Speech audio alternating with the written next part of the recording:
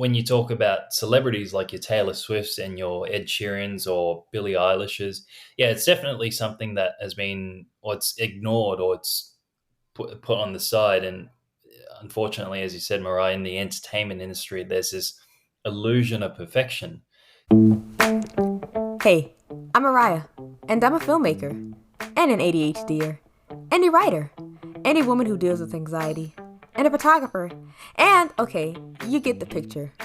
Hey, I'm Mariah. Did I say that already? And I'm a storyteller who cares a whole lot about mental health.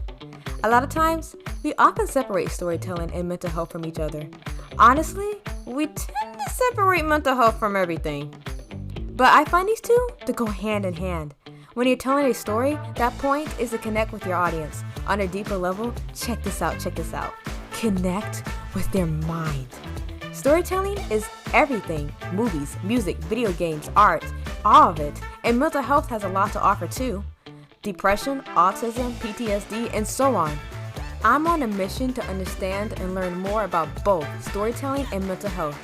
Whether it's digging deep into mental health disorders, checking out the psychology of characters from all over, dissecting the power of music on our emotions, hearing the personal stories of creatives, my goal is for us to be more seen, heard, understood, and learn who we are. Welcome to my podcast, Everything Storytelling, plus Mental Health. This is your host, Mariah Nasir, and let's dive right into it.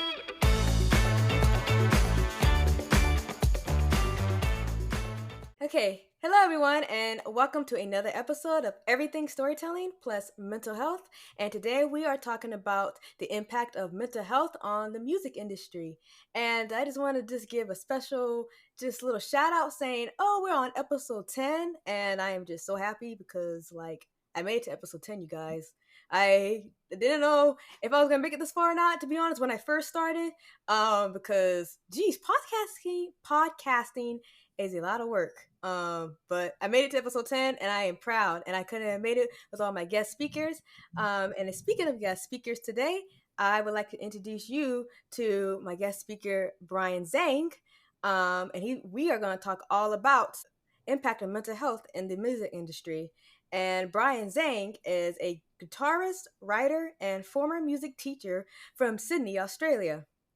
For over a decade, he has taught more than 1,000 students and built a thriving music school. But behind the scenes, he battled a major depression, a struggle that began at 17 and followed him through his career. In 2024, he made a difficult decision. He shut down his school to focus on what mattered most, his mental health, and helping other musicians to do the same. Now, through the Mental Musician newsletter and social media, Brian Zhang shares raw, honest stories about burnout, anxiety, and creative exhaustion, giving musicians the tools to break free from the pressures of the industry and rediscover their love for music. Right. Well, thank you so much, Brian, for being on the show today. Thank you, Mariah. It's good to be here, and I'm looking forward to having a chat with you, and hopefully after this chat helping a few people and encourage people to tell their stories, and hopefully helping you as well. Yes, thank you. I know it definitely will for me, and I'm sure it's going to help a lot of other people who are listening to this. I always like to do this. This is a new thing I've been trying out. But I always ask my guest speakers a fun fact about themselves. So, do you have one? Well, I like to cook, and in recent times I've been sort of trying to rediscover my I guess my background heritage. My mum's Vietnam and my dad's Chinese, so trying to learn how to cook in the proper way. You know, when you grow up, especially in Australia or in the Western world, you don't want to eat food from your heritage. You know, you like fast food, chicken nuggets, all that stuff. So as I've gotten older, moved out, I've tried to make sure, cook fried rice the proper way, or noodles or soup. So yeah, trying to do that and not burn down the place. Awesome. Can you repeat what specific dishes have you made again? Because I'm curious. This sounds pretty good or interesting. Well, I started out with the classic fried rice, but there's so many different versions of fried rice. I know that when you go to the takeaway shop, it's I don't know what it's called in the US, but here it's called special fried rice, and yeah, it's very simple. That's just one version. There's different regions of China where you have Yangzhou fried rice, and there's different sauces as well. Then if you go to Thailand or Vietnam, there's different styles as well, different spices. So learning how to do that and cook with a wok, I only started cooking with a wok this year, and it's a whole different game. When you cook with a simple pan, the heat is bearable. When you cook with a wok, the heat is 10 times more. Learning how to season a wok as well, which sounds really weird, but also learning how to make different types of chicken and meats and all that sort of stuff like that. Again, there's so many different regions of China and Vietnam that I'm only discovering now, and it's really in the bases with the spices. So that's something I'm learning. I'm enjoying it, and it saves a lot of money as well. So Oh, I'm especially these sure. times, I'm yeah. sure. That sounds really good. I might need to try that in the future. Just like make my own like fried rice because I love to go out and honestly eat some like Asian food and stuff. And if I learn how to just cook my own at home, I can save a lot of money. So Yeah, yeah. that's really cool. It's a lot of fun, and if you have an Asian grocer around, it's still I'm pretty sure it's still going to be cheaper than the big supermarkets. What one dish I've been really trying is Japanese katsu chicken. Now, nowhere near the proper authentic style, but getting it looking as close to authentic as possible. So that's one. It seems easier the more you do it, and yeah, you make it at home. I don't know. You spend $2 a portion. You go these days, it's what like $30 a dish. So Mm. it's a big money saver, that's for sure. It's like coffee. Do you enjoy I know. coffee? Oh yeah, I love coffee, and I love Asian food. So here I am spending all my money. You know where my money is going. But that's cool. That's a really cool fun fact. I want to go into our little mental health check-in that I do every episode. And I will start out. I'm going to start doing scales from 1 to 10 because I just feel like it gives me more clarity. In just regards of mental health check-ins. So I'll start out again. So in a scale of 1 to 10, I would say right now mentally I am like at a 7 right now. I'm like pretty good. There's nothing like bad or anything going on. Today was a chill day. I am a little hungry. I wasn't hungry before this episode, before we started recording, and I was just telling myself, I think I'm gonna eat after, but now I'm feeling it a little bit. So that's the only thing that's bringing this down a little bit. But other than that, like I'm pretty good. I don't really know what a 10 would be unless like something amazing, like oh amazing, like I won like the lottery. I don't know. I don't know what the 10 would be. But generally, I'm at a 7 right now, and I've been at a 7. Um, all day. I wouldn't say I was at a 7 like this past weekend. I was probably like at a 5 because I didn't feel that good. Spring season just started, and I've been having those allergies, and so that brought me down mentally because I couldn't really do much because I felt bad. So I was about a 5 this past weekend, and I was kind of like spaced out because I just felt bad. So like now, like coming into Monday, I'm starting to feel better, feel like in myself. And a 7 is where I'm at. How about you, Brian? On a scale of 1 to 10, where are you at mentally? Uh, yeah, maybe a 4 or 5. I'm better now that I'm talking to you, Mariah. But yeah, in recent times, last couple of weeks, maybe a 4 or 5. I'm trying to keep balanced and not let myself drop too much. I'm in the process of selling my school, as I told you before we started, and yeah, that's one part of it. And the stress with doing that has probably gotten to me a bit more than I would have hoped for. Not sleeping as much as I'd like to.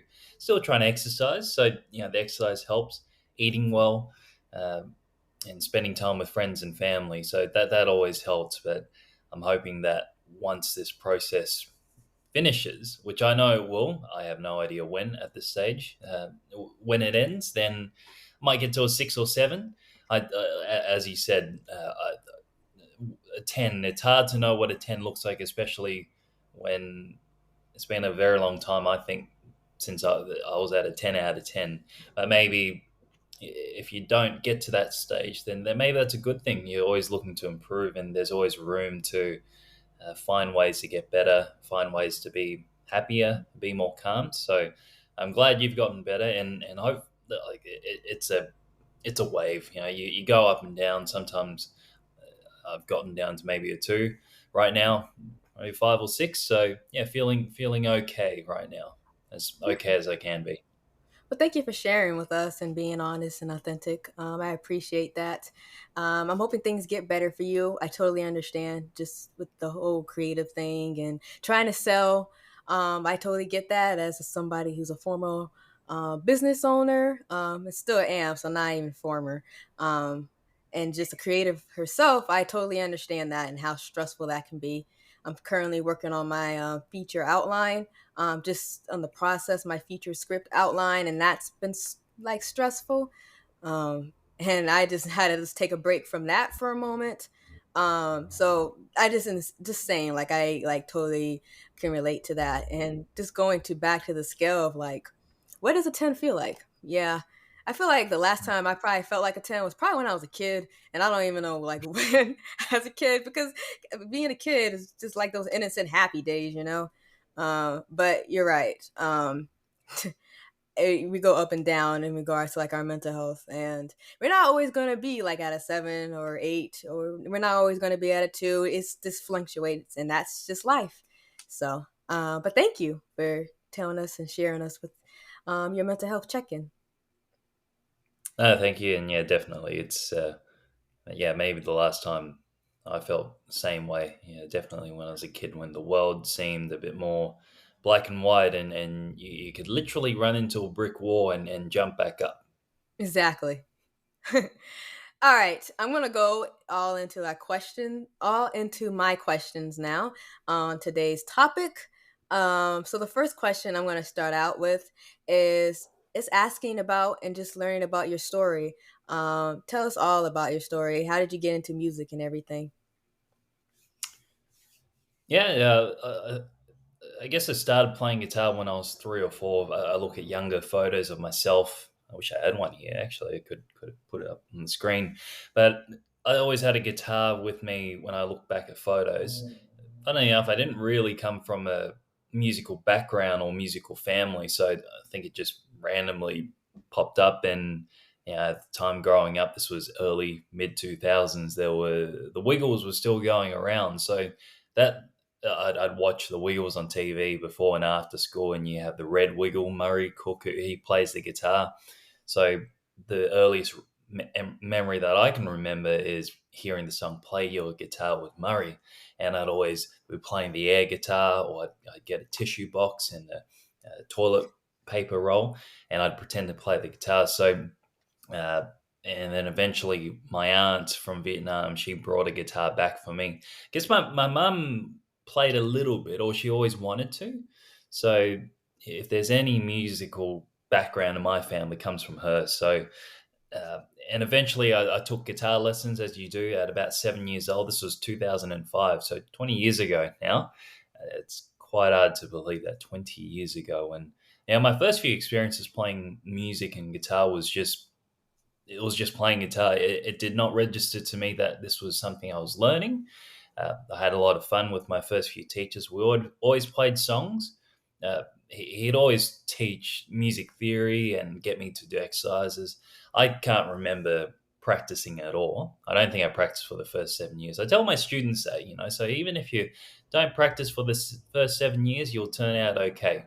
But still practice. Parents hate hearing that most of the time. So uh, it wasn't until I was maybe 16, 17, that's when I decided to pursue music professionally, or at least try to do it in my life as a livelihood. So yeah, music was, for my life, always a part of it. But I didn't go down the traditional pathway doing exams or joining school band, which I look back and I think that worked out for me. I mean, it's easy to look back and say, of course, it worked out. But maybe had I joined bands and done the music exams, because I, having taught for a while now, a lot of older students that I hear, they don't enjoy the process, and some of their parents will say, oh, they did piano or they did drums or they did classical guitar, and they didn't enjoy the process and the journey as much as they would like to because of the regimen, the strictness of school. Especially here in Australia, it is very. I don't want to generalize, but it is a bit one way traffic where you have to go to school, you have to pick an instrument, and you kind of stay that way. I have friends in the US who the process is similar. You got to go and you pick an instrument, but there is a little bit more variety. Maybe you get a jazz band, blues band, singing.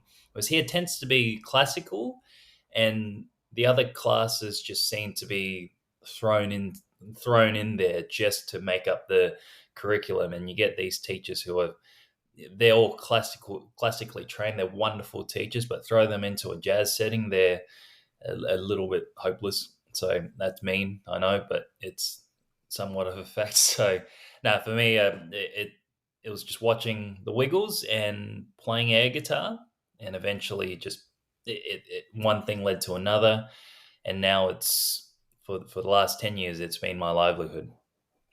That's awesome. Thank you so much for sharing your story, and how you got to get into music and started playing the guitar. Um, you mentioned like just different like genres of music. What's your favorite type of genre? You like playing on the guitar? On the guitar, these days I enjoy playing. Well, it's all instrumental music for me. I don't sing, and there's a guy named Tommy Emmanuel. He's an Australian guitar player. He's been around for a very long time. He plays this instrumental style where it sounds like a one man band. So his style is rooted in, I guess, old folk rock and roll, 60s, 70s country. On the guitar, it sounds beautiful. And I guess you'd call it folk instrumental. If I played my own style, I enjoy playing covers of classic pop songs. And I studied jazz for a little bit, so I don't mind improvising a little bit.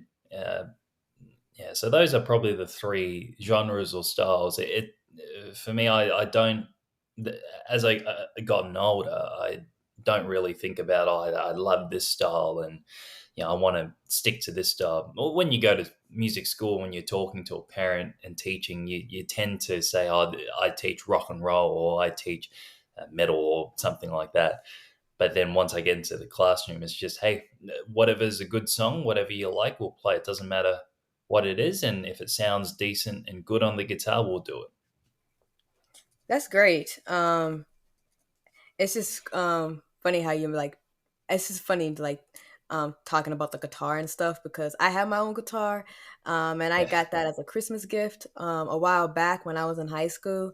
And I was excited too. I was planning like, oh, I'm going to learn how to play the guitar. I'm going to become a guitarist, and I also sing. So I was just planning it all out in my head. Like I'm going to play the guitar and I'm going to sing and all this stuff. Yeah, I don't know anything about the guitar. I like tried to learn to play the guitar right when I got it, and then I just immediately just kind of just slipped off. And then I attempted again like a little bit. I would say I don't know the beginning of this year or the end of last year a little bit. I told myself, you know what, maybe I'll get back into it. Then I stopped.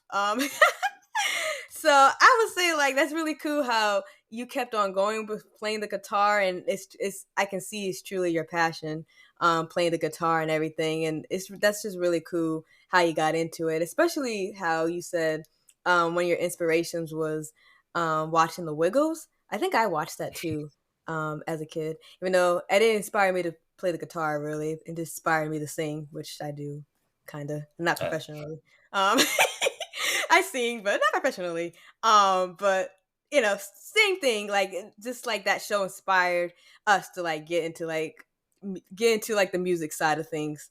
So that's just really cool, and I can just relate. I'll go on to the next question. Can you tell us a little bit more about your mental health journey? How did that impact you while getting into music? yeah, it's been a good time. The up and down roller coaster. I guess it, yeah, in a nutshell, it started throughout the last couple of years of high school for me. I was officially diagnosed with depression and anxiety 10 years ago now, 2015.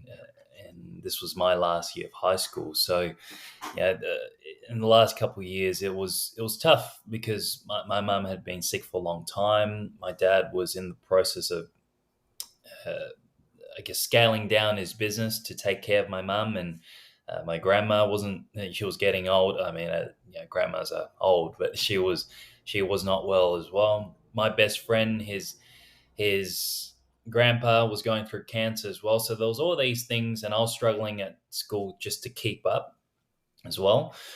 My friends were starting to isolate themselves in the library, studying all the time, and they had their own social groups, and I think I outgrew my friends, my group. So uh, that's where it started, and I always felt that, like a lot of musicians and artists, I dove into music and then teaching and playing wherever I can, whether it was at home, uploading the odd video on YouTube, or busking, trying to chase opportunities. And at the time, music was something I could do where I wouldn't think about what I was going through. I could do it, play a song for 3 or 4 minutes. If I was playing at a wedding, then I'd focus on trying to play the most suitable songs for the wedding. How deep is your love and close to you, and learning those songs.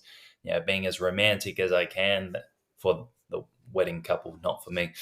And so doing those gigs and playing, focusing on trying to quote unquote make it, at least at the time, for the between the ages of 17 to 22, 23, it allowed me to have a focus and a direction, not necessarily a set goal, uh, but it allowed me just to get away, or at least not worry too much about what I was going through.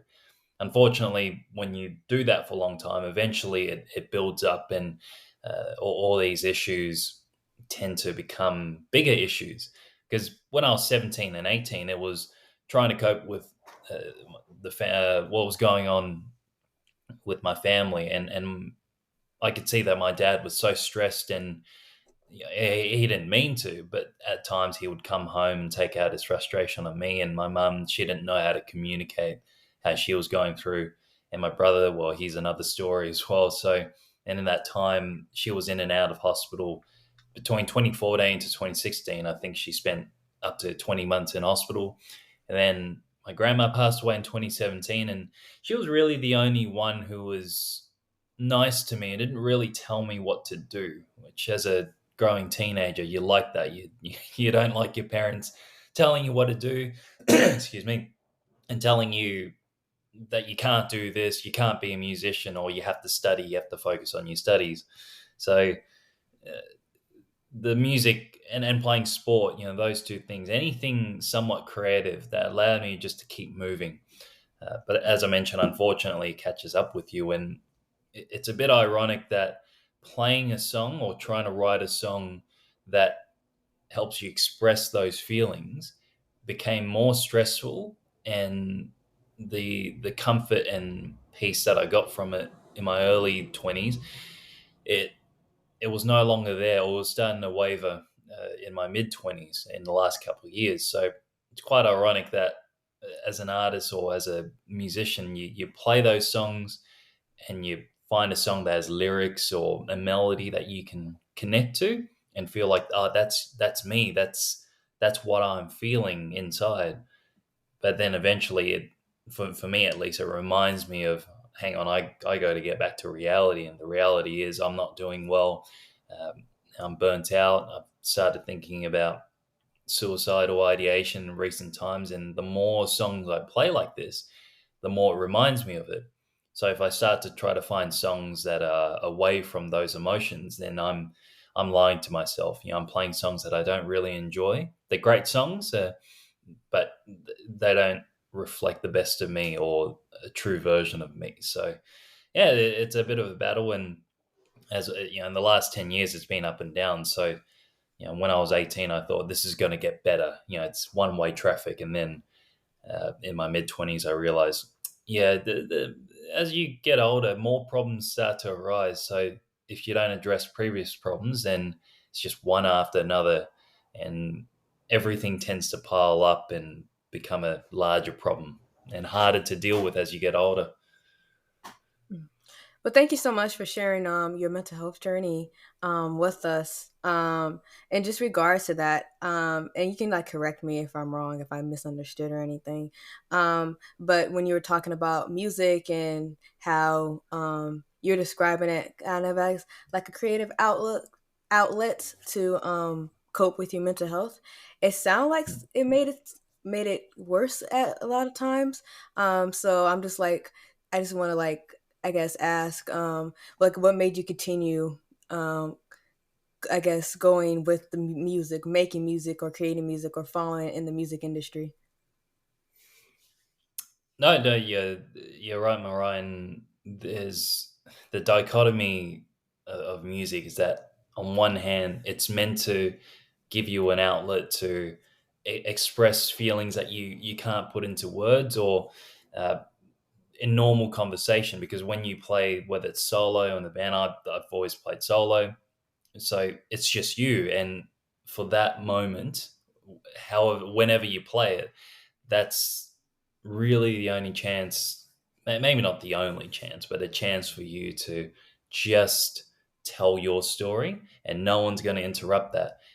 Because if you talk about it in normal conversation, you may have to explain yourself and say, okay, this is what I'm going through. And if you're talking to someone who hasn't quite had that experience, you have to explain it. And you, for me, I always skimped on some of the details. I've only told what's on the surface. So I guess what kept me going was there's always different sides of being a musician. On one hand, it did make it a little bit worse in the sense that, as I mentioned earlier, I'd play songs with these deep lyrics or these deep melodies from artists who are going through something similar. So originally, I feel like I connect with these artists, and I'd hear one of my favorite guitar players say that in their deepest depression episodes, they'd write a song, and that helped them get their emotions out. Uh, with teaching and running my school, it's given me a chance and opportunity to share that with my younger students and hear them talk about what they're going through. In recent times, my school has almost become this meeting place for kids, especially high school kids, to talk about the stress of studying, if they're worrying about the standards of education, having to live up to expectations, the competition, if they're worried about university fees or cost of living, all sorts of things like that. So in that sense, that's part of that being a big reason as to why I've kept going, because now I have a way of helping others. Originally, it was just me. It was all about me and what I could do to get through in my life. And when that reason was no longer as strong as it once was, then I had to find something else. And at least trying to help younger people cope and manage with what they're going through so they don't go through a similar journey that I went through. That's given me a bit of comfort, a purpose as well. So renewed purpose, and hearing parents talk about their struggles as well. That's been probably one of the most surprising aspects. So when I talk to one of my students or write a newsletter and share what I've gone through, I'll have parents who come to my studio and they'll say, "Yeah, I read your email, and you know what? It reminded me of when I went through postnatal depression, and or unfortunately, a family member who passed away, who took their lives 20 years ago. But this was 20 years ago. You don't talk about that, and even if you do, you really have to hide on the darker details, the true details." Uh, One of the most amazing parts has been hearing dads talk about it as well, mums as well. But to hear dads who are in their mid 40s, early 50s say, hey, I've gone through and I've had anxiety all my life. And, as a man, you don't talk about it, or if you do talk about it, you have to go to the pub, and you only talk about it with your mates and your friends, and you really have to be careful who you talk to about it. They talk about how, when their wives are pregnant with their first children, they feel this responsibility to just, put aside all their emotions, get to work, bring home the bread, and then support their wives in whatever ventures they want to do after their kids get a bit older. And unfortunately, the sacrifice, and this, they say they never regret this, but they didn't have a way to express this and seek help, and it's gotten worse and worse over time. So to hear dads talk about that and be more open, that's given me a little bit of hope. So right now, it's not. The music is almost secondary, or it's not even in the top five reasons why I play music anymore. And that's one thing I've learned with any form of art or creativity, sport, where, the sport, the song, the performance itself is really just, it's almost the end result. When I first started playing music, the result was to just have a good song and write the most technically amazing song and express these different ideas on the guitar, push the boundaries of the guitar's ability and my ability as well. But now it's, well, if the song tells a story of my mental health journey, my struggles, but also the people in my life, and helps them connect with them, connect with the song, and find the strength to be able to share their stories. And that's a bonus. And most of the time now, I don't really talk about the music. I just say, oh yeah, we happen to have a music lesson. Oh, I got to focus on the lesson.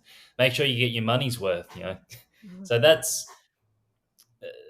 how music has evolved for me. And I talk to a lot of fellow musicians who share something similar, especially those who have had careers spanning 20, 25 years, or decades, where originally in the 60s or 70s, I have some very older students who say, yeah, in the 60s and 70s, it was rebellion. And this was a change in in the world where it was okay to, or people were starting to really find ways and experiment with how they wanted to be themselves.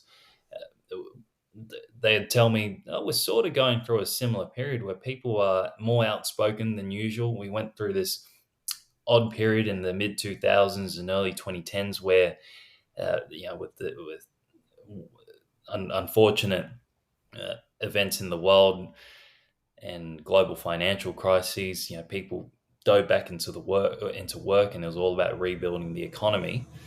But now, with COVID, people being at home, it gave them a chance to speak out on issues, and that's still going on. And so, in a way, those friends of mine and students who have grown up and seen that period, they've sort of told me, hey, we're sort of going back full circle. And that's life. You go through these periods where you just focus on work. You have to get through tough financial times, and it's still tough now. But given that there's more social issues or maybe political issues, people are more outspoken about that. And music in a way can tell that story. I try to stay out of those issues as much as I can.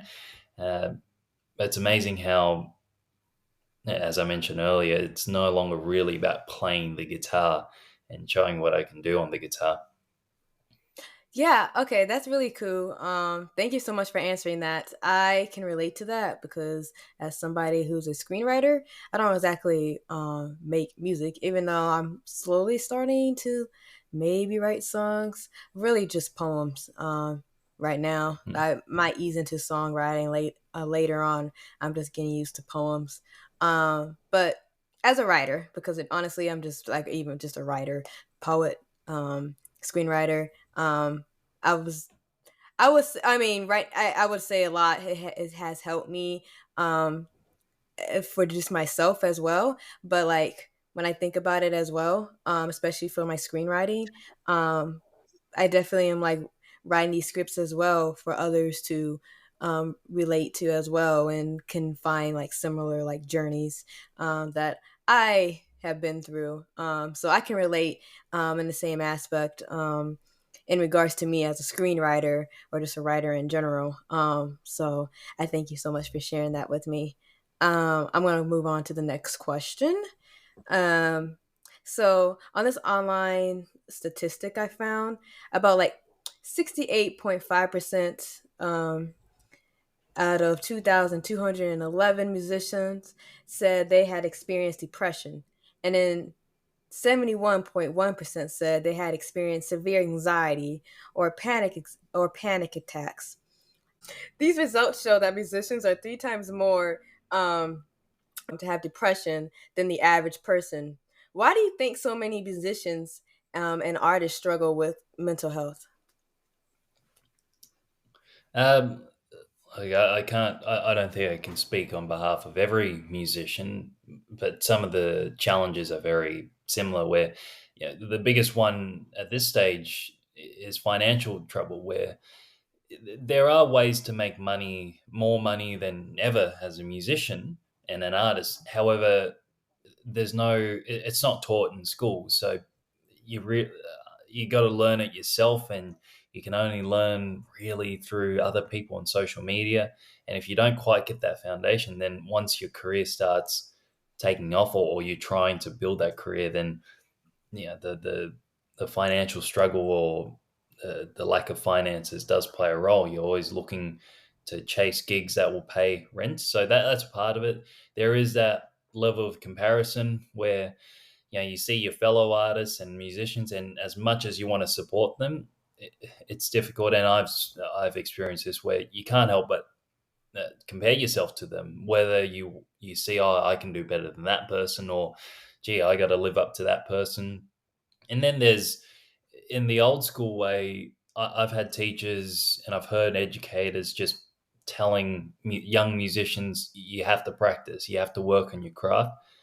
And there's no doubt about that. You have to, but it can't come at the sacrifice of you living a life, or looking for a job, or having hobbies. So, unfortunately, that's been instilled for a very long time. It is changing in recent times, the last decade or so. But the idea of having to be perfect, because at the end of the day, you're giving a performance, and people are paying money for you to give this show. So there's always this illusion of perfection, and the audience, unless, even if they are music fanatics, they can't see, and they don't see the hours and hours of practice that you put in. So as you're practicing, you're trying to play the pieces that you're going to perform as, without any flaws. And at the same time, you're trying to ignore, or at least I've tried to ignore, shit, I got to pay rent tomorrow, or I got to buy some food.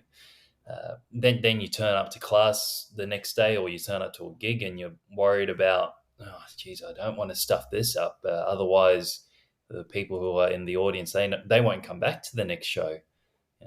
There's that uncertainty of knowing if your career will take, or you will build sustainable career. Not to say that other jobs don't do that, but you don't have a set salary. You don't know how much you make in a year, until you, and even when you do find that stability, you can never 100% know if the next year things will fall apart. So things move so quickly these days with social media. Every minute, every second, there's a new artist, and it's very, as much as a lot of artists try not to let it get to them, it's very easy to think, oh dear, I got to up my game here. There's someone who's 3 years younger than me, who's just reached a million more streams, and they're taking off on Instagram or TikTok. I only have 25,000 views. Oh, dear. No, I got up my game here. I know a lot of podcasters feel that as well. There's a new podcast every 4 minutes or whatever, and they think, oh dear, I got to up my game here, and I got to release 100 more episodes a week. So that's all part of it, I think. And uh, I know in my experience as well, there are certain cultures where going into a creative field is not accepted. And there's reasons for that. And my family, they came from poverty. They grew up in uh, conditions that are nowhere like today. They my dad and his parents, my grandparents just gave him the last couple of $1,000 that they had to move here, and my mum, she grew up towards the last stages of the Vietnam War. So they always say, hey, you need to find a career that gives you the opportunities we don't have. And those opportunities means get a job that has a set salary for 25 years so you don't have to live in poverty. And I get that and I understand it now as I'm older. But when you're trying to do something that you feel is the best of you and reflects how you feel and how you see the world, and you have your own family fighting that, it does impact your mental health. And this is what I'm talking about, where I wish that there were ways for young artists to manage this and be able to communicate this with other people to help them understand, and to do it in a civil way, to not rant about it or to call people out. Just say, hey, look, I know what you mean about looking for a stable career. At the same time, that might be my plan C or D. Right now, I want to do this because I enjoy it, and hopefully, if I get the right support, then things might work out okay. Thank you so much for answering that. I feel like in just regards of just the entertainment industry itself, just the reasons are pretty much the same thing regardless of like what creative what they do or whatever they do in the entertainment industry. I think it's all pretty much the same because as a screenwriter herself, this is probably the same honesty reasons, and just anybody like an actor, an animator, anybody can just probably just like relate to this, just because, and just in the entertainment industry, like you said, there are definitely like uncertainties in the future, and a lot of this stuff, it's just in the entertainment industry. People, I mean, we've been told like get a real job, you need to get this, and it's just like that definitely has a negative impact on our mental health. And like you said, I do wish like there are like more ways, or like there's more accessibility for people to manage their mental health, because in the long run, someone should not ignore what they truly want to do. Of course, it is important to make sure we have something financially stable. And as somebody who is like learning how to be independent on their own these first few years, I totally understand that. But I also learned too that we should not ignore what we are passionate about, and what we love. It's just it's truly is like a great moment of self reflection and really enjoying life, um, and just like trying to just learn how to just balance the two, is something that just needs to be taught more, and just toward others as well. Some, I guess, like others shouldn't just like criticize those who want to pursue the arts because it's not a real job. Um, and honestly, like just in general, this job market is just crazy in general. I mean, Yeah. regardless, the uncertainties are way more in the entertainment industry than like a regular job. But the job market is just crazy, and there are uncertainties in that you can get laid off, and people don't be hiring for months, and all this other stuff. So I'm just saying, now when I think about it, just go for it, go for the dreams, because honestly. This job market is just crazy lately, and I'm just saying. Yeah, um, definitely. yeah. So as just like I just like your answers. I can just relate to that, and I'm sure a lot of other creators can relate to that. And it's just kind of sad. Doesn't matter what part, especially in the entertainment industry, doesn't matter specifically what you're doing. Anybody in this industry can honestly just relate because that's literally how it is. And that's just sad. So, the next question I'm going to ask is, do you think mental health is often overlooked in non celebs, like non celeb musicians, or vice versa, like actual celebrities, or both? So, No, both in yeah, both in general. I guess if you're talking about non-celebs, are you just talking about just people who like playing music, or those Yes. who aren't? Yeah, those I Yeah. guess are not famous compared to Uh, like Taylor Swift or Billie Eilish.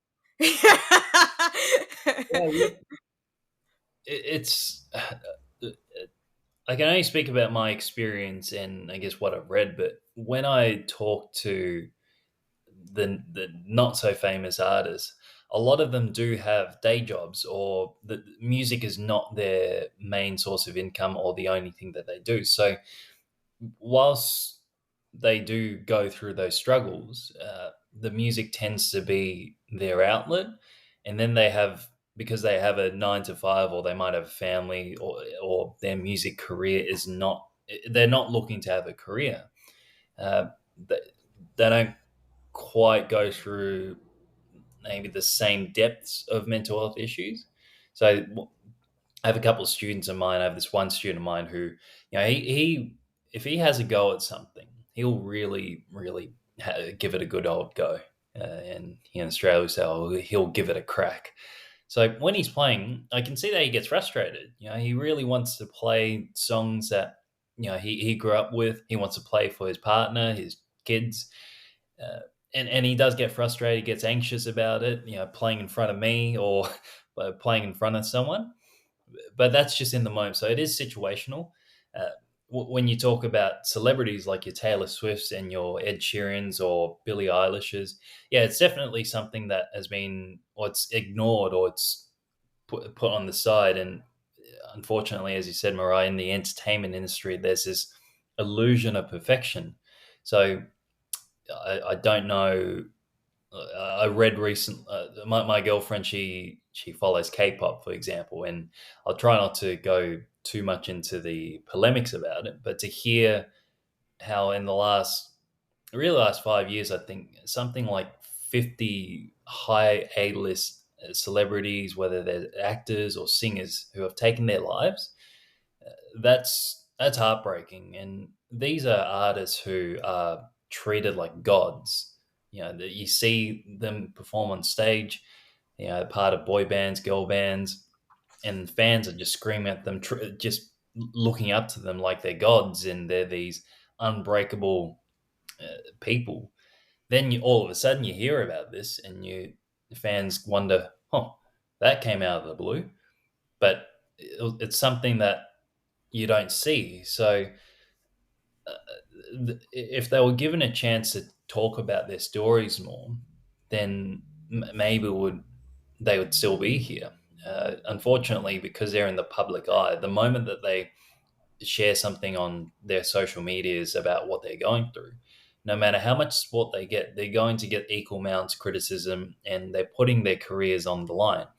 So the one person, or the one famous artist who I think has been able to blur the lines and find that balance is Ed Sheeran. In his documentary, The Sum of It All, and I think in the second episode, he talks about how he's had anxiety most of his life, and in the last few years, he's had deep depression because he's lost two or three of his best friends. His wife had cancer during her pregnancy, and he was going through that lawsuit with the Marvin Gaye estate.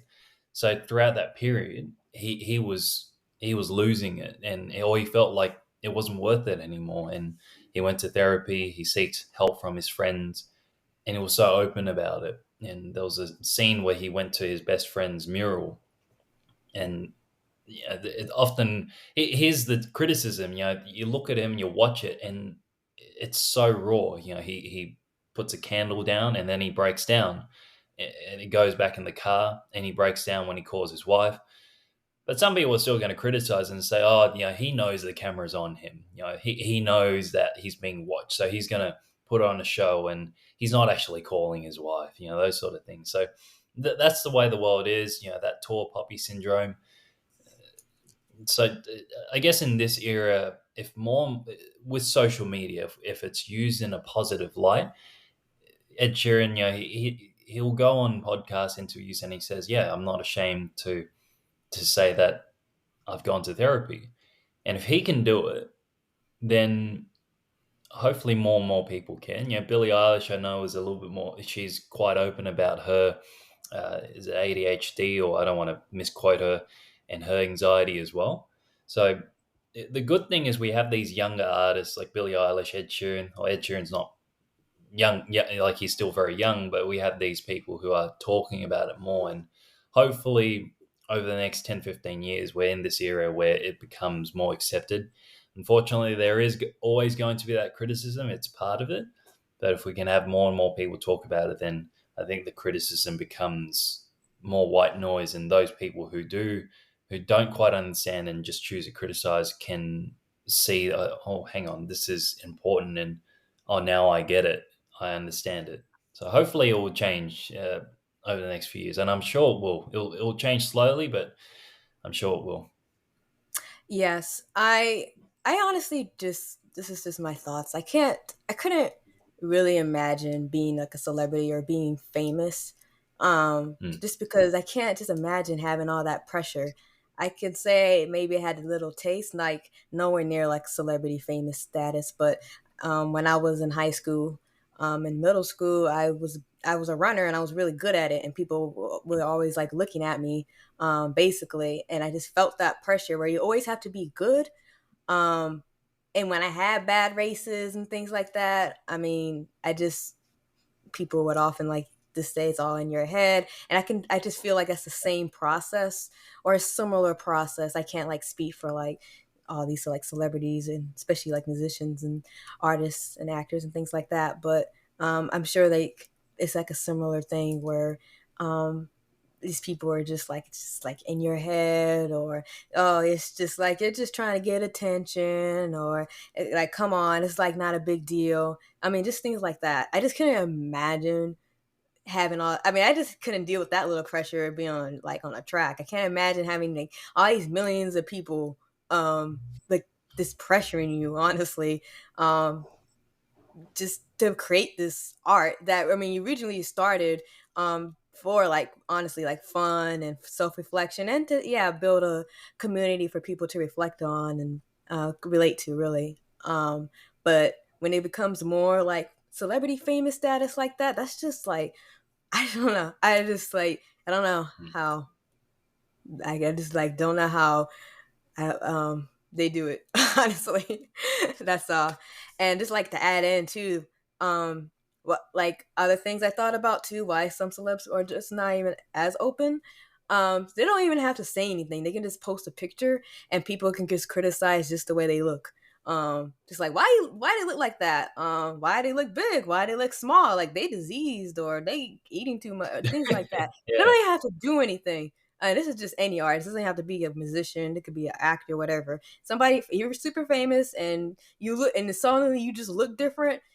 People are gonna just start commenting, and I can't even imagine. I just like just can't imagine that people always saying things, and that's when that's when you really just gotta like not pay attention to what these people are saying, honestly, because honestly the people just like it's just that's when things are just like underlooked. And then when these people honestly like commit suicide, and then they're just like, oh man, I just wish like we knew they were struggling. Like, okay, well, I mean, y'all are like talking trash.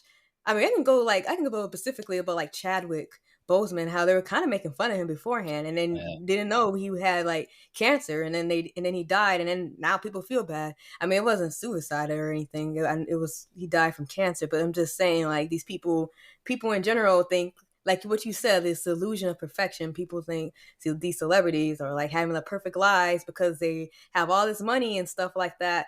But in regards, they're just struggling just as bad as us, or maybe even worse. Um, and some people Mm. who are just not famous can really be enjoying it more than like some other famous people because they're just doing it for fun. Um, but then other times as well, others can also be struggling as well from what the same reasons that you mentioned before, financial and imposter syndrome, comparison, and all this other stuff. So just in regards, that's just my thoughts. That is my rant. Yeah. That's just my rant Yeah, in regards to I the mean, topic. it's something that Ariana Grande is going through now. Every single photo that is taken of her, there's questions about her health, and I think she's been open about her. I think she has lupus. I think my mum has lupus as well, and her look is something I think she may have done for the role that she was in with Wicked. But every photo is what's happening to her. She's changed color, or her hair's changed, or she was, uh, so skinny now, or I don't know, 10 years ago her eyes were this way. She had four eyes or something. There's all this speculation, and unfortunately, the celebrities or these people, if they don't come out and release a statement, they'll be damned, and if they do, they'll be damned. So, I know a lot of musicians who do become big or they do have success, athletes as well, like runners. They don't ask to be celebrities. They don't ask to be put in the public eye. Unfortunately, that is part of it. So I guess when they go from 0 to 100 so dramatically. The good thing is someone like Ed Sheeran, he can go back to his hometown in, I think, south of England, and everyone just treats him like Ed. They don't treat him like Ed Sheeran. Then you have the flip side, someone like Usain Bolt. He's, I guess, embraced his status, and he has fun with it. He gives back to his community, but when he goes back to his hometown in Jamaica, like, he's treated just as Usain Bolt. Not Usain Bolt, the Olympian. When he's in America, yeah, he's a big boy, and he's got to do these ads. So then, I think with these celebrities in general, some of them find a way to deal with it and they embrace it. Even if they do embrace it, they're still going to have that level of criticism. They always have to look over their shoulder. And so, hopefully, moving forward, there are people who can help them manage it.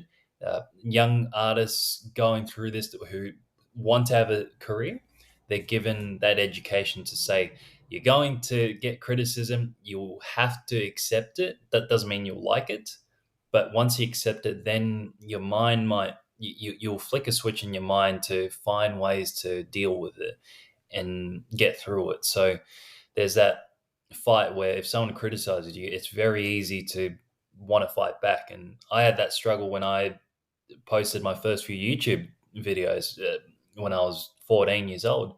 Someone would say, "Oh, your camera's off," or "Oh, you need to work on your technique." I'd bite back straight away. Now I'm 14, and I wish I had a music teacher or my music mentor say, "Hey, you're going to have that. You're going to get that, but there's also going to be if you get 100 views, 99 people would say, 'Good job. I'm looking forward to the next video.' And you got to try to focus on that. And that one person who criticizes, just laugh it off. And that's what I do now. If someone shares a negative comment, it's the old bully, reverse psychology. I'll say, yeah, you're right. And they don't comment after that. I'm sorry. That's funny. I just got to remember that. That's great. Yeah, I it's a like lot that. of fun as well. I think when you get into a tussle, you probably have to know. I have to know when to stop, because then I take it too far. But if someone says, "You don't know what you're talking about," I'll go, "Oh, okay. Yeah, I'm just making Yeah, up you're shit. right. Everything I just made it up. Yeah, sorry. Yeah, I'm a I paranoid." remember that.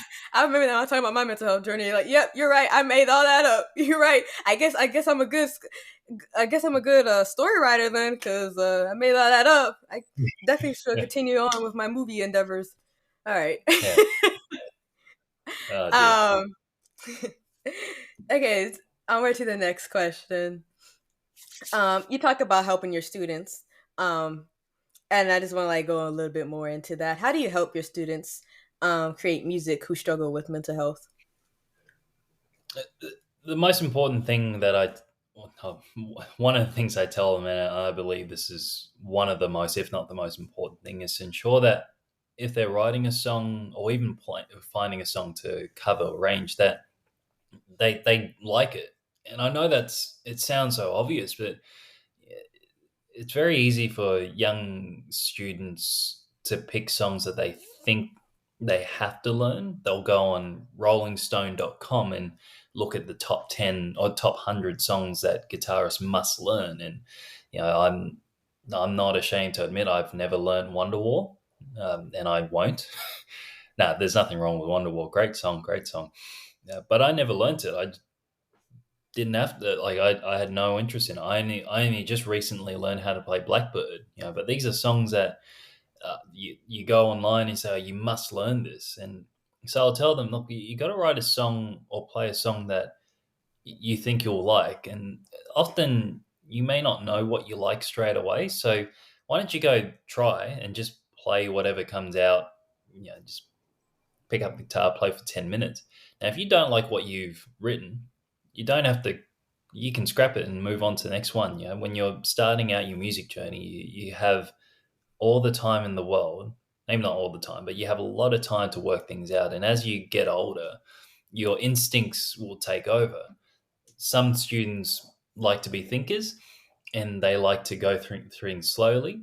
So you find that way of trusting your instincts and letting the skills that you learn. So if they learn a bit of music theory, then they can explain what they are doing. I guess in a maybe in a scientific way where excuse me, where scientists they love what they do. They want to answer the questions of the universe. Neil deGrasse Tyson for me is the best example where every time he talks about the universe, whether it's about the Big Bang or planets, black holes, he is you can tell he's having so much fun talking about it.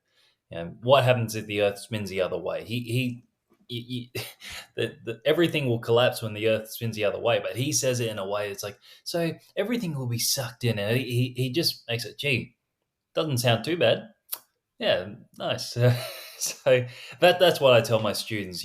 As simple as learn good songs that you will enjoy. Don't try not to succumb to having to learn this piece because someone said you had to.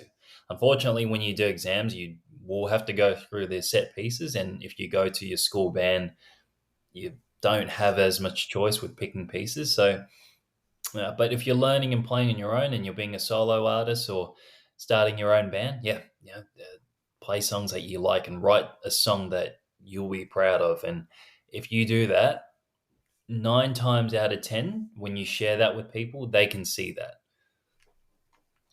That's great. I can relate to that. Pretty much everything you're going to say, honestly, I want to relate to. But I just, I'm just saying, in regards to like my screenwriting, um, I just kind of, I like to try to look at it like that because when I'm thinking about like because there's all these techniques and specific rules in like screenwriting, especially like genres, specific genres of TV shows and film you're writing for. It's like a lot of rules and stuff and things like that you got to keep in mind in screenwriting. But at the same time, if I really focus on that, I'm like not really thinking about why I'm writing this story. And the reason why I'm writing the story is because I like it and I want to just like you said, like I want to enjoy it and enjoy the process of it. And when I think of like all the technical side of things, I'm not gonna really enjoy it. I'm gonna be stressed out and I'm gonna have anxiety and I'm not gonna want to do it. Um so it's kind of a long whirlwind answer or just a long whirlwind comment. But I just can like relate to that because I try to like put myself like in the right mindset of okay, like this is why we're doing this, Mariah. It's not don't think of it writing it for others, even though I am also writing it for others, but not like in the aspect for like the executives or the producers, even though yes that is true, but I'm more doing it for people like me myself, in this journey of just how they can relate to the story and the theme of the story. And when I think of it more like that, then that's when it flows better and how I can like create, and it's enjoyable and I love it. So that's how I Yeah, relate. definitely. Yeah. Um, which is the next question.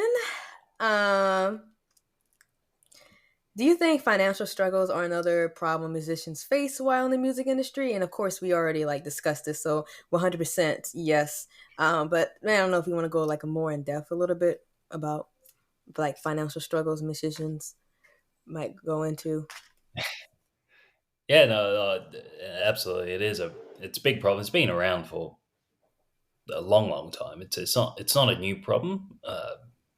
Artists and jazz artists or pop artists in the mid 20th century. It is a problem, and trying to make money is unfortunately a way of life. And there's this saying where you have to focus on, well, it's not really a saying, but the advice that artists, musicians will often get from their mentors is you have to focus on the art. Once you start thinking about making money, then you become a sellout.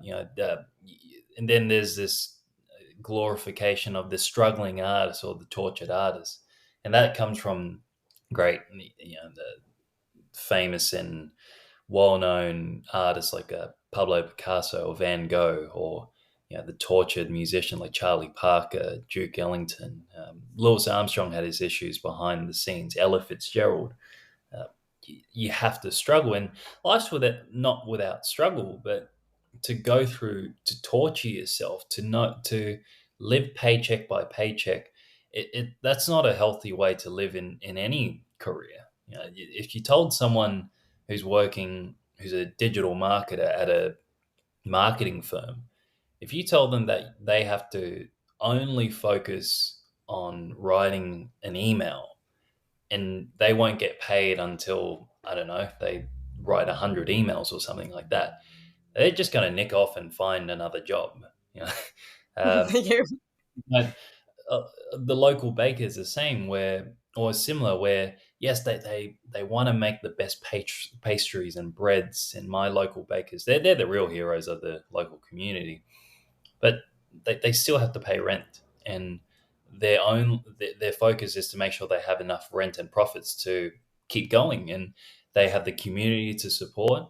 If we have that similar mindset for artists, to give them the support that they need, and to accept that, you need to pay rent, you need to buy food, and a lot of musicians I know do want to start a family, and they do want to get married and travel. So look, money is meant to support, money in business is meant to support your career. It doesn't overtake it. And the sellout term is, well, it's ridiculous. There's a probably, I think in my mind, the most famous case is Wes Montgomery, the great jazz guitar player, where he had I think he had something like six children to support. So he'd go to the jazz clubs and bars. He'd play, and in the morning he'd go to the mill. I think he worked at a coal mine or a mill, because, and the sole reason for him was because he has a whole family to raise. And after 15 years, he wrote these albums doing commercial pop songs, covering Beatles songs, and a lot of people criticize him for that. But the reason, and he in an interview, he would say, "Yeah, I got a family to raise." For me, I think, well, he's earned that right. He's had 10, 15 years. He's slugged it out, getting paid peanuts, actual peanuts. But now he's had this little commercial success, and his family's going to be better off for it. And he passed away when he was only 45, and I'm sure that the residuals and some of the profit money he made from those albums helped his family after his death. So yeah, there's something that needs to be changed. And I don't see in any other industry making money is a necessity. It's the same thing in the music industry. And a lot of the time, the ones who do say, "Oh, you can't, you got to focus 100% on the art," they do often, I feel, come from those who didn't quite have the same financial opportunities in their time. I struggle to find a young, maybe someone under the age of 30 who gives that advice. Most of the advice comes from those who grew up in the mid 2000 mid 20th century, who didn't have those opportunities, who had to play for free. And I have a lot of respect for those artists, but to to still have that mindset and say you got to play for free is maybe early stages, but to do it for 15 years, no, Yeah, that's especially. asking for trouble. Yeah, sorry, I just had to ask, especially nowadays. That's just not how it's gonna work. Yeah, Not like that. it's Nowadays. yeah, you don't have to Yes. sign a record label. Record labels, they're notorious for many reasons, but there's still some good independent record labels, or you can just upload your own music on YouTube. You don't need that. There's that 1,000 fans trope, but you can start a Patreon. That's the new age way of playing for free, because when you start a Patreon or YouTube, you're not going to get paid for the first, I don't know, 12, 18 months or 2 years. But you're trying, but the goal of that, or the direction, is to try to narrow the gap between having to wait for those opportunities, and you have a wider audience online. And if you have 20 or 30 people who are willing to pay $5 a month to support your work, then that's more than enough for a lot of people. And Mm-hmm. that's going to be a little bit more than having to go to a pub and play. And around the world, you don't know if that pub and bar is going to survive next year. So many pubs and bars in Sydney have shut down. I know in the US as well, in Europe, they haven't been able to survive throughout COVID. They've tried to, but in the last couple of years, they've shut down. So yeah, these traditional venues are either charging ridiculous amounts to hire, or they're shutting down. So yeah, we got to break that mindset and change it. Uh, Having the tortured artists in this era is, well, as much as I hate to say it, if a young musician still believes that, I'd I'd discourage them. I don't want to tell them no, don't do it, but I'd say, look, I think you may need to look elsewhere. Yeah, maybe just play music for fun, Mm-hmm. which I don't want to say, but yeah. Mm-hmm.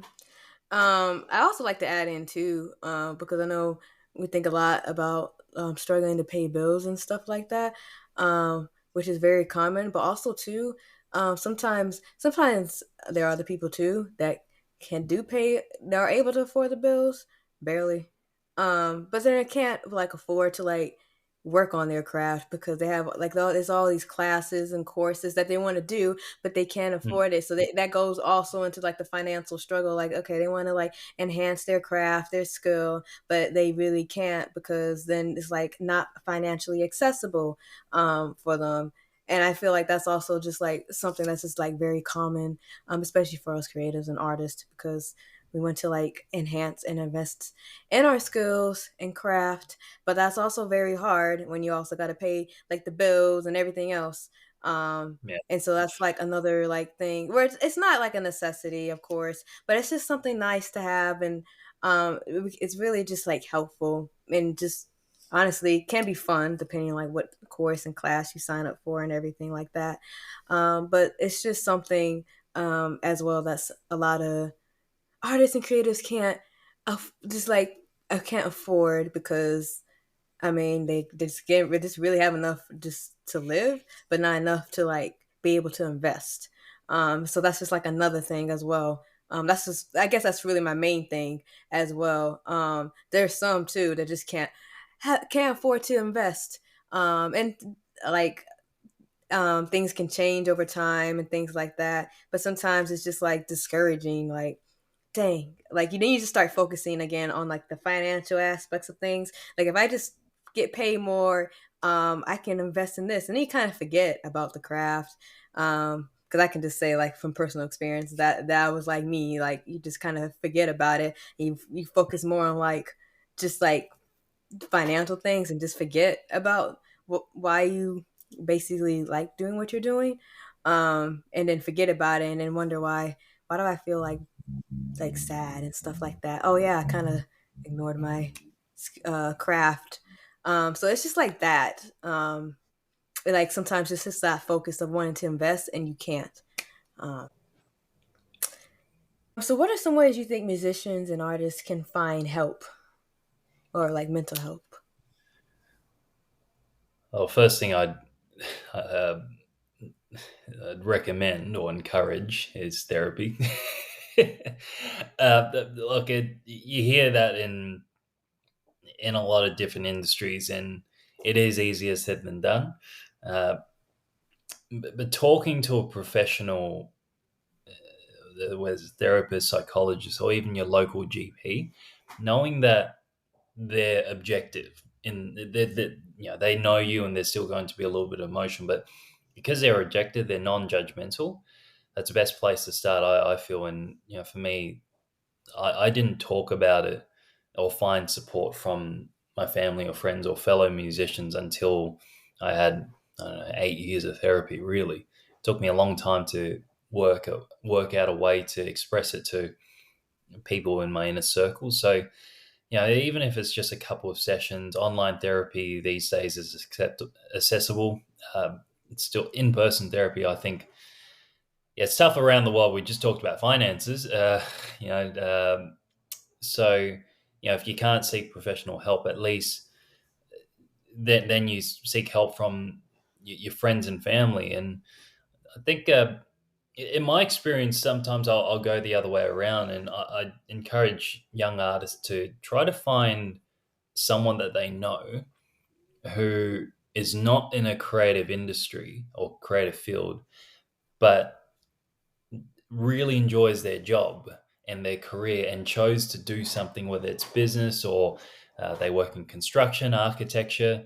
There's creative outlets there, or but what a field like that, and talk to them, ask, what was your life like? And I find that so many times you'll hear them say, "Yeah, in my 20s, I was struggling. I was struggling to pay rent. I worked as a barista at a cafe, and then I worked at a restaurant. Then I sold newspapers, all sorts of things like that." I have a friend of mine who now he's working at a he's working at a phone company, one of the biggest ones in Australia. He told me it took him 20 years to get to that stage where when he was younger, he was a chef. He wanted to be the next Marco Pierre White. That was his dream. And after 10 years, he realized, gee, this career choice is going to send him down the hole. So he traveled to Europe. He was in Spain. He fed chickens for a couple of years. He worked on a farm, came back, thought, okay, I'm going to try work in education. Did that for another 10 years. And then he fell into digital marketing. And, digital marketing and writing for him, he enjoys it. But it wasn't something that he chose because he loved it. He just tried something, and now he enjoys what he does, specifically more for the team and the people that he works with, and he just happens to realize, oh yeah, I'm good at writing emails and marketing and advertising. That's cool. So for a musician to learn that and realize that, yes, these people who aren't in a creative field, that they're not going through the same musical endeavors and processes as you, but they're going through similar struggles. And to hear that, know that after 20 years or 25 years that they're now in a good place. A lot of musicians, I think, can find comfort in that, and I found a lot of comfort talking to him, knowing that it might take me 15 years or 20 years to quote unquote work it out. Uh, and maybe not having that big success. I've had a relatively successful time running my school, managed to make a decent profit or at least break even. Uh, but talking to him, it gives me a little bit of hope, knowing that, hey, if I keep writing or playing some music or teaching a little bit, I might be okay in 20 years. It doesn't help now. So, but he'll tell me, hey, I'm 47. I got two young girls. I'm going through new struggles. Uh, for a musician, it's trying to pay rent or thinking about the next song, or trying to finish your music assignment. In 20 years, if I have a family and kids to raise, I'm going to have the same issues or similar issues to my friend who has a family to provide for. So that's the first thing I'd suggest, and it's different. And then sharing that with your fellow artists, when you talk to your artists, the fellow musicians, even if they're your mentors and teachers, just asking them and talking about life away from music. It's funny, at my music school, I have 10 other tutors. And as much as I love talking about music, whenever we have lunch or go out to dinner, they just talk about music all the time. It's amazing how something that you love so much can become quite annoying when you hear it all the time. Athletes, they talk about training, and how to have the right diet and protein and all that sort of stuff. He goes, can you tell me how your day was? Where's your favorite coffee shop? All sorts of things like that. Uh, so in a it's different, but talking about something that is different to away from your career, and then you might find that your music teacher for 15 years has a different hobby. Just to round this out, one teacher I had in my time in music school, he during COVID, I had a phone call with him and say, "Hey, I just finished gardening. I just finished, my garden and all the plants, flowers, and just setting up all the veggies. I'm growing some chilies. Had no idea, And he said in the 4 months of lockdown in Sydney, he did not. He touched his trombone, I think, twice, and those two times he had to record something for a project. When he was done, he'd go walk his dog and mow the lawn. Didn't know he was a gardener, and it was amazing to know that you're a person that you have other interests. You're not a robot who's all the other students and other teachers say practice, practice, practice. And he said, you know what, I've he's 60 years old and say, oh geez, if I did that, I'd go nuts. I think my Alzheimer's might be fast tracked. um, so yeah, and to summarize, just to find something or talk about something that is away from the music. That doesn't mean you can't talk about it, but finding something that you still enjoy and you like, and getting away from it just for a little bit.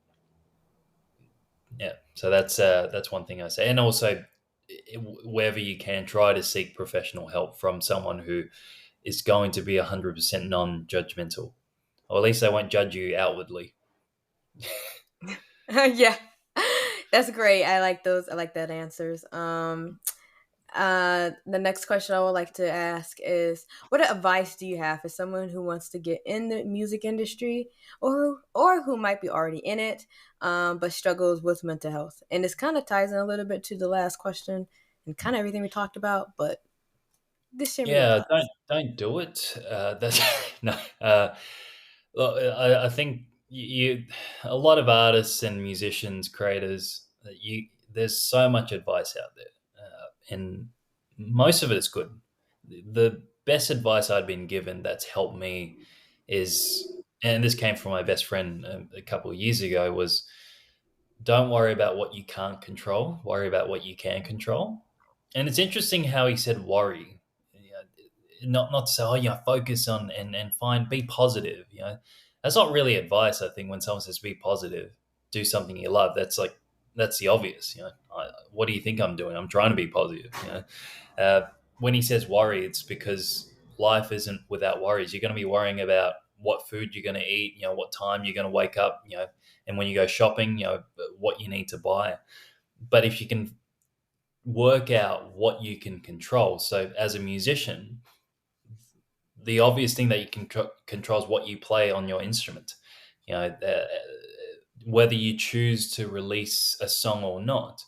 Uh, then the things you can't control is the obvious ones, or maybe they're not obvious straight away, but the obvious ones are the reactions of your fans and audience.